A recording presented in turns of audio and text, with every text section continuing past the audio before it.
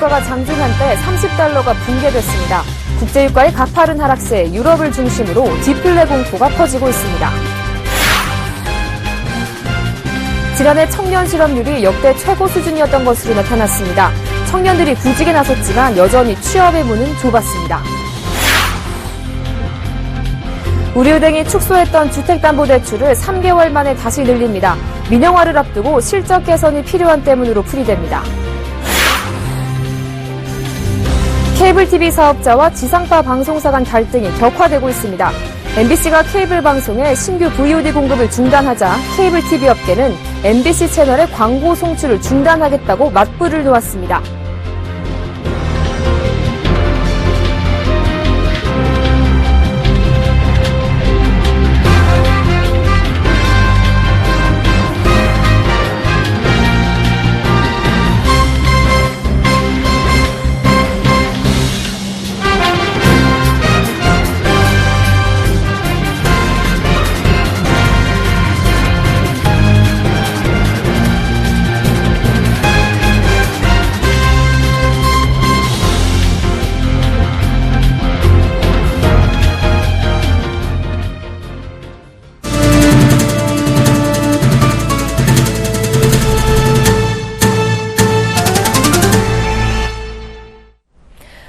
시청자 여러분 안녕하십니까? 13일 수요일 생경제연장 오늘의 주요 뉴스입니다. 연일 하락세를 이어가고 있는 국제유가가 오늘은 장중 한때 30달러 밑까지 내려갔습니다. 심리적 지지선이던 30달러까지 붕괴되자 디플레 우려와 신흥국 부도 위험이 높아지고 있습니다. 이보경 기자가 전합니다. 국제유가가 장중 한때 30달러 선이 무너졌습니다. 어제 미국 뉴욕 상업거래소에서 텍사스산 중진류 WTI가 장중에 29.93달러까지 떨어져 30달러 선이 깨졌습니다. WTI가 30달러 아래로 내려간 것은 2003년 12월 이후 처음입니다. WTI는 가까스로 30달러 선을 회복하며 30.44달러로 장을 마쳤습니다. 서부 텍사스산 원유의 가격은 새해 들어 최거래일 동안 약 18%가 폭락했습니다. 두바이유 가격도 배럴당 26달러까지 떨어져 2003년 11월 이후 최저 수준을 기록했습니다. 공급 과잉과 중국의 경기 둔화에 따른 수요 감소 우려, 그리고 미국 달러화 강세로 원유 가격이 계속 곤두박질 치고 있는 것입니다. 이렇게 원유 가격이 가파르게 하락하자 유럽을 중심으로 디플레이션 확산 우려도 높아지고 있습니다. 국제유가가 떨어지면 생산자와 소비자 물가 지수를 즉각적으로 끌어내리고 다양한 재화와 서비스의 가격이 내려가게 됩니다. 이렇게 되면 소비자들이 물가 하락을 기대하고 지출을 줄이고 기업은 생산을 줄여 저성장에서 헤어날 수 없게 됩니다. 너무 낮아져도 경기 흐름 자체 좀 해치는 부분이 있어서 디플레이션 자체도 부담스러운 부분이기는 합니다. 국제유가의 폭락으로 사우디아라비아와 베네수엘라, 러시아의 재정 적자가 더욱 커지고 있습니다. 국가 부도를 나타내는 CDS 프리미엄의 경우 사우디아라비아는 195bps로 사상 최고에 가까운 수준으로 높아졌고 베네수엘라는 5,348bps로 역대 최고를 기록했습니다. 서울경제TV 이보경입니다. 작년 청년 실업률이 9.2%를 기록하며 사실상 역대 최고 수준으로 올라섰습니다. 연간 취업자 수는 2014년과 비교해 33만 7천 명 늘었는데 이른 2010년 이후 5년 만에 최저치입니다. 통계청이 오늘 발표한 2015년 12월 연간 고용 동향에 따르면 15세에서 29세 사이의 청년층 실업률은 9.2%로 1년 전보다 0.2%포인트 올랐습니다. 1999년 통계 기준이 변경된 이후 가장 높은 수치입니다. 성별로 봐도 남자 10.6%, 여자 7.8%로 모두 역대 최고치였습니다. 청년 실업률이 상승한 이유는 오랫동안 대학에 남거나 공무원 시험 등을 준비하면서 비경제활동 인구로 남아있던 청년들이 적극적으로 취업 시장의 문을 두드렸지만 취업의 문이 그만큼 넓어지지 않았기 때문입니다. 통계 조사 시점에 일주일 이상 돈을 버는 일을 한 사람이 취업자로 분류되는 점을 고려하면 실질적인 청년 실업자는 더 늘어날 수 있습니다. 작년 전체 실업률도 3.6%로 2010년 이후 5년 만에 가장 높은 수준을 보였습니다. 지난해 10월 이후 시중은행들이 주택담보대출 증가 속도를 조절하기 위해 모기지 신용보험을 중단했습니다. 이렇게 되면 대출 한도가 줄어드는 효과가 있는데요. 그러나 우리은행은 반대로 최근 다시 아파트에 한해 모기지 신용보험을 받기 시작했습니다. 실적을 높이기 위해 대출 한도를 더 주기로 한 것입니다. 정은규 기자 단독 보도입니다. 우리은행이 지난해 10월 축소했던 주택담보대출 한도를 3개월 만에 다시 늘려 원위치시켰습니다. 지난해 10월 5일 중단했던 모기지 신용보험을 아파트에 한해 다시 적용키로 한 것입니다. 반면 국민은행은 우리은행과 같은 시기 주택담보대출 한도를 축소한 뒤 현재까지 유지 중이고 신한은행도 지난해 12월부터 모기지 신용보험을 전면 중단한 상태입니다. 주택담보대출을 할 때 소액 임차인 보호 목적의 최소 금액만큼이 한도에서 차감되는데 이 금액은 서울이 방 1개당 3,200만 원, 경기도가 2,700만 원입니다. 그동안 은행들은 모기지 신용보험을 이용해 차감 없이 LTV 한도까지 대출을 실행했지만 지난해 주택담보대출이 급격히 불어나자 이를 중단해 결과적으로 대출 한도를 낮췄습니다. 예를 들어 모기지 신용보험이 없을 경우 시가 5억 원인 서울 아파트의 경우 대출 한도가 9.1% 축소됩니다. 미국의 금리 인상으로 가계부채 부실화에 대한 우려는 올해 더 커졌는데도 우리은행이 대출 한도를 늘려 영업력 우위를 점하려 하는 데는 지지부진한 민영화가 배경에 있는 것으로 풀이됩니다. 우리은행의 낮은 주가가 민영화의 발목을 잡고 있어 이를 해결하기 위해 지난해에 이어 지속적으로 시장에 견실한 성과 지표를 보여줘야 하기 때문입니다. 정부는 공적자금 회수를 원칙으로 내세우고 있고 우리은행의 주가는 최근 8,000원대로 주저앉아 공적자금 회수가 가능한 가격인 13,500원보다 5,000원가량 부족한 상황입니다. 실적을 통한 주가 부양은 어렵더라도 우리은행 입장에서 투자자들을 설득하기 위한 지표가 반드시 필요한 상황입니다. 이광구 우리은행장은 지분 매각의 희망을 걸었던 중동 국부펀드와의 협상이 사실상 어렵게 돼 다음 달 직접 투자자를 찾아 유럽 출장길에 오를 계획입니다. 이 행장은 최근 지표를 통해 우리은행의 투자 가치가 높다는 점을 투자자들에게 직접 설명할 예정입니다. 서울경제TV 정훈규입니다. 지난해 신차 출시가 없던 르노 삼성 자동차가 유럽에서 명성을 날리던 탈리스만을 SM6로 이름을 바꿔 3월에 국내 출시합니다. 김혜영 기자입니다. 신차에 목말라 있던 르노 삼성이 야심차게 내놓은 신차 SM6입니다. 르노 삼성은 유럽 시장에서 안정적으로 안착한 탈리스만을 국내 시장에서 SM6로 이름을 바꿨습니다. SM5와 SM7 중간 차종으로 중형과 준대형 고객군을 동시에 흡수하겠다는 전략입니다. 르노 삼성 자동차의 6번째 신규 라인업으로 등장한 SM6는 전체적으로 폭이 넓어지고 중심이 낮아져 안정감을 더했습니다. 높이는 1.46m, 길이는 4.85m, 폭은 1.87m로 국내의 대표 중형차인 소나타와 비슷합니다. 엔진 소리와 조명 등을 운전자가 직접 선택해 운전자마다 차량 분위기를 다르게 만들 수 있습니다. 여기에 자동주차 시스템과 충돌감지 제동 시스템, 차선 이탈 경고와 차간거리 정속주행 장치 등 편의 사양을 갖췄습니다. SM6는 2000cc와 1600cc 가솔린 엔진, 1500cc 디젤 엔진 LPG차 등 4가지 종류가 있습니다. SM6의 성패를 좌우할 판매 가격은 다음 달 초 공개합니다. 르노 삼성은 SM6의 판매 목표를 연간 5만 대로 보고 있습니다. SM6는 국내 부산 공장에서 생산해 비교적 원활한 공급이 기대됩니다. 다시 한번 중형차 시장을 부활시키는데 저희 SM6가 크게 기대를 할 것이라고 생각을 합니다. 기대하신 만큼 르노 삼성 자동차가 시작하겠습니다. 르노 삼성이 부진한 내수시장에서 SM6를 앞세워 내수시장 3위를 재탈환할 수 있을지 주목됩니다. 서울경제TV 김혜영입니다. 지역에서 케이블 방송을 송출하는 14개 지역 방송 사업자인 SO들과 MBC 등 지상파 방송사 간 갈등이 고조되고 있습니다. MBC가 지난 1일부터 지역 케이블 방송의 신규 VOD 공급을 중단하자 케이블 TV 업계가 지상파 실시간 광고를 중단하겠다고 맞불을 놓았습니다. 조주희 기자가 취재했습니다. 1월 15일부로 부당 거래 거절에 앞장서고 있는 MBC 채널의 광고 송출 중단을 결의한다. 오늘 케이블 TV 방송협회의 SO협의회가 지상파의 VOD 공급 중단 대응을 위한 비상총회를 열었습니다. SO협의회는 오는 15일부터 MBC의 모든 프로그램에 대한 광고 송출을 중단한다고 밝혔습니다. 이에 따라 평일 6시부터 12시, 주말 오후 4시부터 12시까지 MBC가 만든 프로그램의 앞뒤에 붙는 모든 광고는 검은 화면으로 대체됩니다. 케이블 TV는 지난해 지상파와 VOD 대가 산정 협상을 벌이면서 지상파 측에서 요구하는 대로 VOD 서비스에 대해서도 가입자당 수수료를 받는 CPS 방식을 받아들였습니다. 지금까지는 연간 150에서 160억 원을 지불하고 방영 3주가 지난 지상파 VOD를 일괄적으로 구입해왔습니다.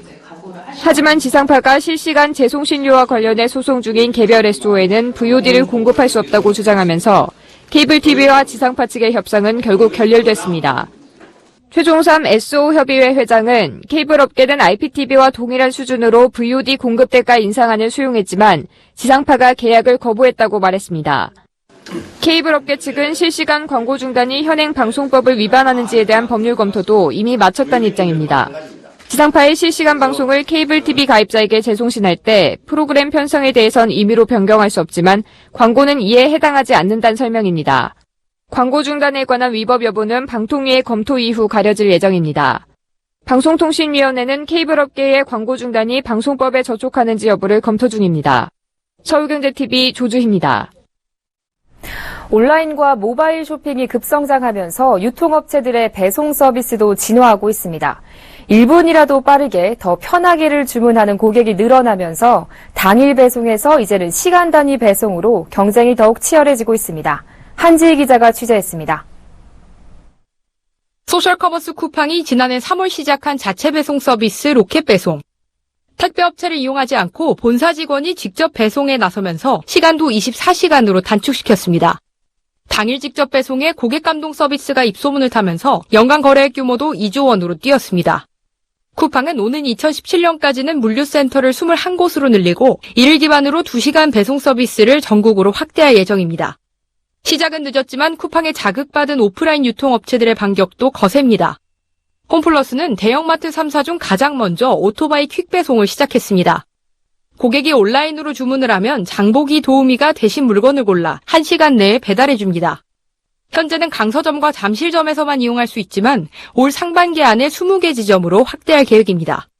네, 급하게 창거리를 준비하시거나 아기 때문에 이동이 쉽지 않은 고객분들이 많이 이용을 해주셔가지고요. 현재 신규 서비스 런칭했을 때보다 약 2배가량 주문 건수가 늘었습니다.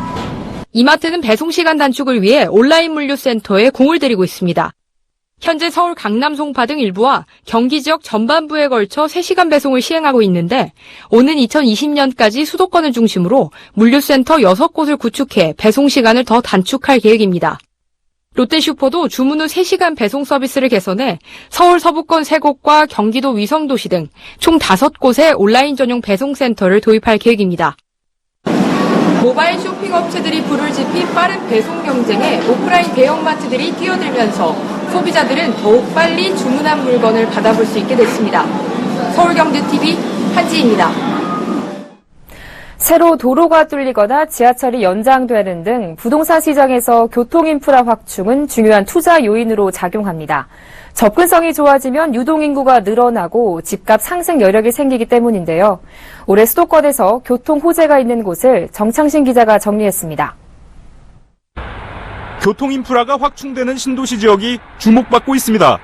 교통시설이 좋아지면 직장과 집 간 거리가 가까워지는 직주 근접을 실현할 수 있고 교통시설을 따라 유동인구가 유입될 수 있기 때문입니다.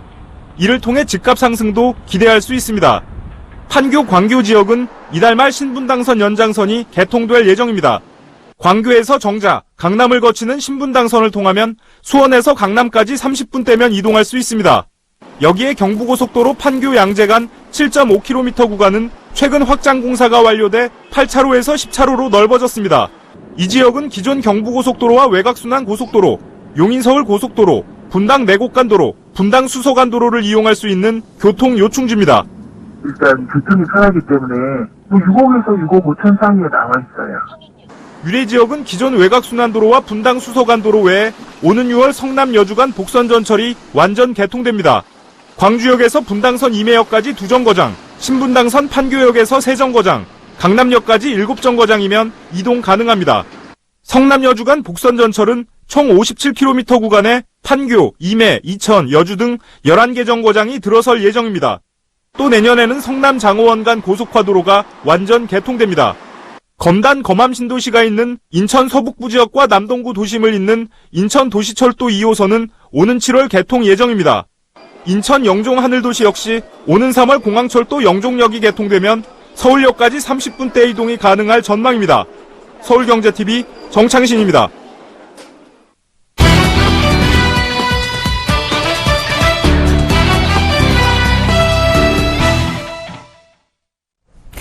지난해부터 부동산 시장에서 꾸준히 공급 과잉에 대한 우려가 제기돼 왔는데요. 올해 역시 평균 이상의 과대 공급으로 미분양 사태가 속출하지 않을까 하는 걱정들 많이 하고 계실 겁니다. 반면 공급 과잉으로 진단하는 것은 시기상조라는 주장도 나오고 있습니다. 지금 부동산 시장 어떻게 봐야 할까요? 보도국 양한나 기자와 함께 자세한 이야기 나눠보겠습니다. 안녕하세요. 네, 안녕하세요. 네, 이 아파트 공급 과잉이라는 진단은 다소 시기상조다라는 의견이 나왔다면서요. 네, 오늘 주택산업연구원에서 아파트 시장을 중심으로 주택공급 시장 점검이라는 보고서를 내놨는데요. 주산연은 시장의 수용 능력을 고려할 때 최근 평균 이상의 과대 공급을 공급 과잉으로 진단하는 것은 지나치다라고 주장했습니다. 시장의 수용 능력은 이전의 공급 부족분 규모나 수요의 정도, 그리고 공급 대비 미분양 증감이나 청약 경쟁률 등을 고려해야 한다는 것입니다. 그러면서 공급이 증가하더라도 시장 수용 능력이 유지되기 때문에 2008년 전후처럼 매매 가격이 분양 시점 대비 30%까지 급락한다든지 미분양이 16만 가구에 달한다든지 하는 상황까지는 초래하지 않을 것이다라고 내다봤습니다. 네, 그러니까 공급이 증가했지만 이를 시장에서 수용할 수 있다는 그런 건가요? 네, 그렇습니다. 우선 2015년 11월 미분양이 증가한 건 맞지만 이것은 지난 15년간 평균 미분양의 72% 수준으로 평균적인 시장에서 흡수 가능한 미분양 여력이 아직 2만 호 남짓은 존재한다는 것입니다. 그리고 미분양 비중은 현재 10% 미만 수준으로 2008년 이후 지속적으로 감소하고 있기 때문에 또 준공후 미분양은 2%만 남아있다는 것입니다. 또 최근까지도 청약 경쟁률이 높은 수준을 유지하고 있기 때문에 매수 심리가 위축된 건 맞지만 사라진 것은 아니다라는 주장을 하고 있습니다. 또 지난해 말 인허가 물량은 최근 5년간 수준보다 많은 물량이지만 2008년에서 2010년까지 부족했기 때문에 이 부족분에 대한 반대급부로 증가하는 추세가 이어진 것일 뿐이다라는 주장을 내놨고요. 또 아울러 올해 택지 공급이 전국적으로 85% 감소하면서 공급 부담은 완화될 것이라는 의견입니다. 이 보고서를 내놓은 주택산업연구원의 노희순 책임연구원 이야기 직접 들어보시죠. 입주 물량이 2017년 이후에도 일정 부분 흡수할 수 있기 때문에 과대 공급까지는 가지 않을 것을 판단하고 있습니다. 전세가율이나 이런 거에 영향을 받아서 집을 살려는 경향이 더 강해질 수밖에 없는 거고요. 그래서 그 수요는 시장을 받쳐줄 거라고 보면.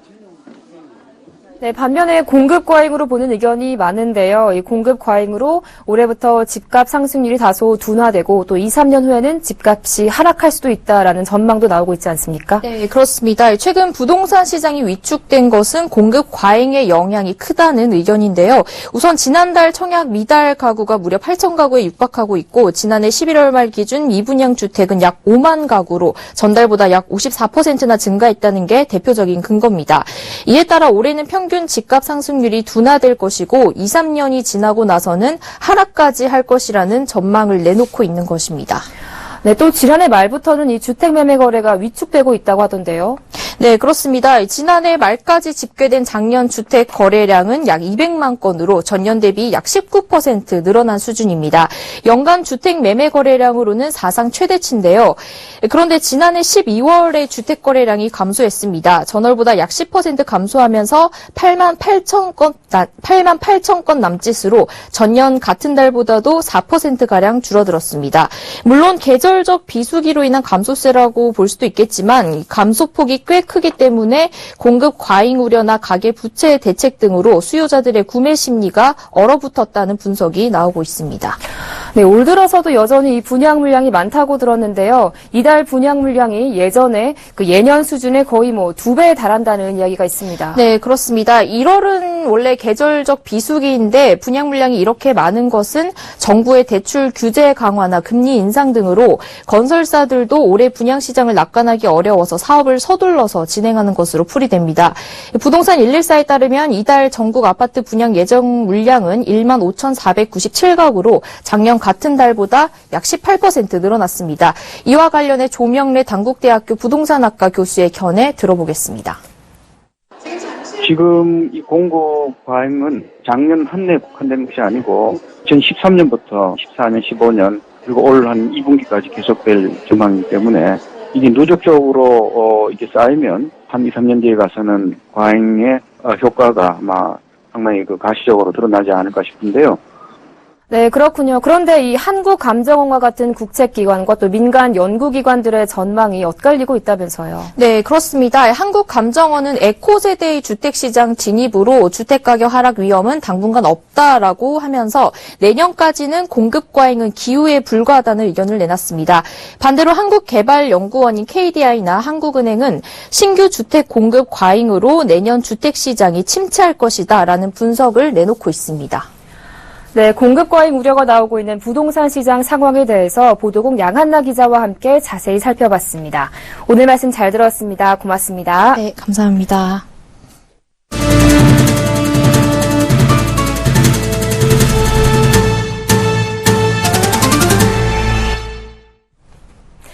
LG전자가 차세대 성장 동력으로 키우는 태양광 사업에 5천억 원대의 대규모 투자를 합니다. LG전자는 경상북도 구미시와 태양광 신규 생산 라인 투자에 관한 양해각서를 체결했습니다. LG전자는 현재 태양광 생산 라인 8개를 보유한 구미 사업장에 2018년 상반기까지 5,272억 원을 투자해 생산 라인 6개를 증설해 모두 14개의 생산 라인을 운영할 계획입니다. 증설이 완료되면 현재 연간 1기가와트급의 생산 능력은 2018년에는 약 1.8기가와트, 2020년에는 3기가와트까지 확대될 것으로 보입니다. 3기가와트는 가정집 100만 가구가 연간 사용하는 전력량입니다. 삼성전자와 LG전자가 국내 보급형 스마트폰 시장에서 맞대결을 예고했습니다. 삼성전자는 보급형 스마트폰 신제품 갤럭시 A5와 갤럭시 A7을 국내 이동통신 3사를 통해 내일 출시합니다. 두 모델은 출고가가 50만 원대로 보급형 제품이지만 프리미엄급 못지않은 디자인과 성능을 갖췄다는 평입니다. 삼성전자의 보급형 스마트폰 가운데는 처음으로 모바일 결제 서비스 삼성페이가 탑재됐습니다. LG전자도 같은 날 중저가 스마트폰 K10을 국내에 출시합니다. 알파벳 K는 카테고리 킬러를 의미해 LG전자의 보급형 시장을 장악하겠다는 자신감이 담긴 것으로 풀이됩니다. 출고가는 20만 원대 후반으로 삼성전자의 신형 갤럭시 A 시리즈보다 20만 원 이상 쌉니다. 내일부터 예적금, 연금저축, 주택대출 등 여러 금융상품의 금융사별 금리 정보를 한눈에 비교해 볼 수 있는 금융상품 통합 비교 공시 사이트 금융상품 한눈에가 문을 엽니다. 이번에 개설되는 통합 비교 공시 사이트는 은행, 보험, 금융투자 등 여러 업권이 공통으로 취급하거나 성격이 유사한 상품을 통합해 소비자에게 맞춤형으로 정보를 제공합니다. 통합 비교 공시 대상 금융상품은 정기예금, 적금, 연금저축, 주택담보대출, 전세자금 대출 등 177개 금융사가 제공하는 853개 금융상품입니다. KT가 어제 경기 창조경제혁신센터에서 스타트업 육성 프로그램 K챔프랩 1기의 첫 성과 발표회를 개최했습니다.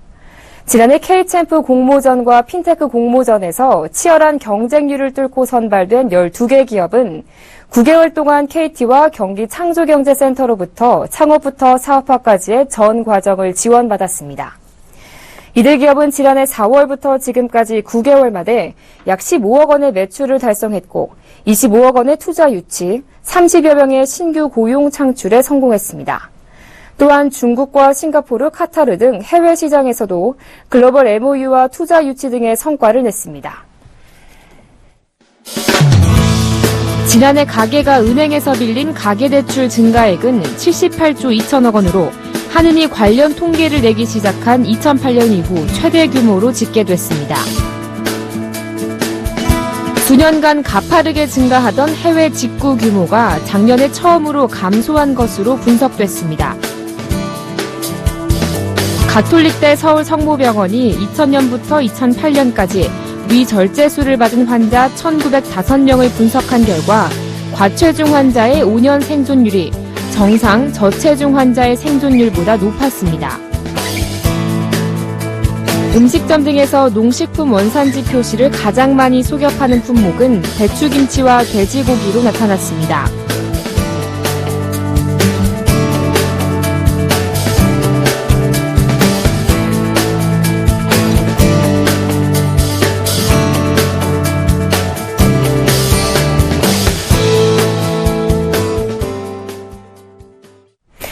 우리나라 청년 10명 중 1명 정도는 일자리를 구하지 못하고 있었는데요.